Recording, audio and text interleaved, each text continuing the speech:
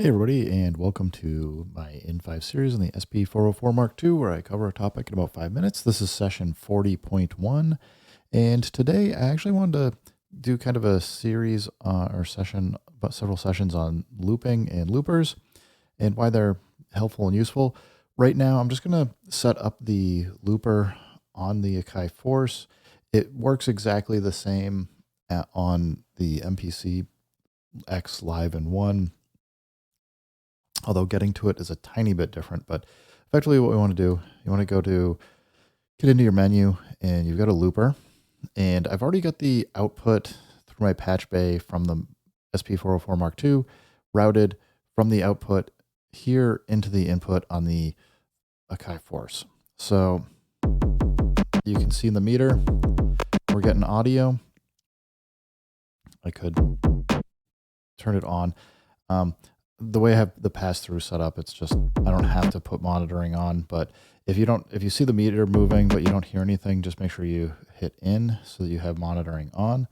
And if you have a external audio device, you might want to change your inputs. I think that must be coming in from the radio or something. I don't know. Anyway, I have the SP404 mk2 routed to the input 1 and 2. Now, a few things you want to do with a looper is usually you want something where you can kind of keep layering or overdubbing so you can keep adding to it. The Force does, and the MPC does allow us to do this. So if we go ahead and hit record, I do need to hit the play button. Now, a problem is we're not getting a metronome. I could go create a pattern, but over here, if I just hold shift down and hit metronome, we can get that real quick. So now I can do something like this. Hold on.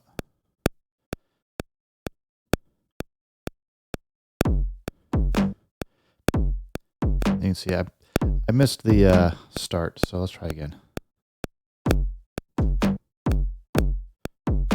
So it's going to keep playing this over and over, and now I couldn't turn the metronome off. I don't need that anymore. So I can now layer in like other sounds. A problem here though is with the looper on the Akai MPC and the Force is we can't come in and undo whatever we do for loops. So kind of once you're, for this style of looper, for how it's implemented right now, you're kind of stuck with whatever you've got. So hold on, we'll stop playing for a second.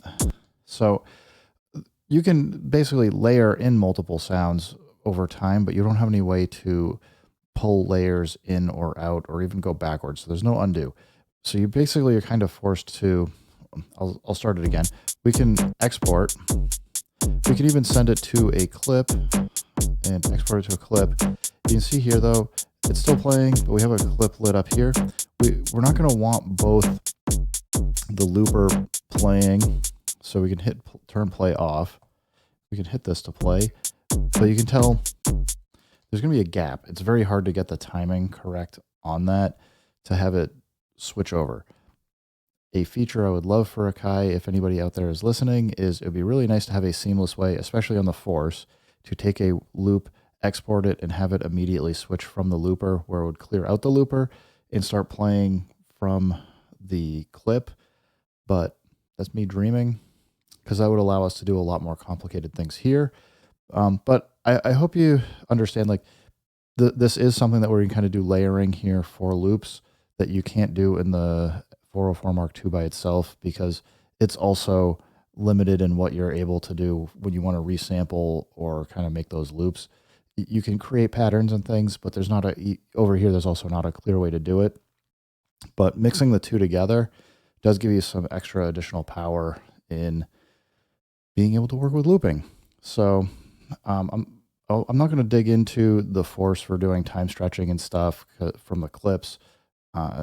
It'll get super complicated and be more Force heavy, but I just wanted to show you guys, there are some good ways to supplement some different workflows using loopers to build up some patterns or other things with other gear.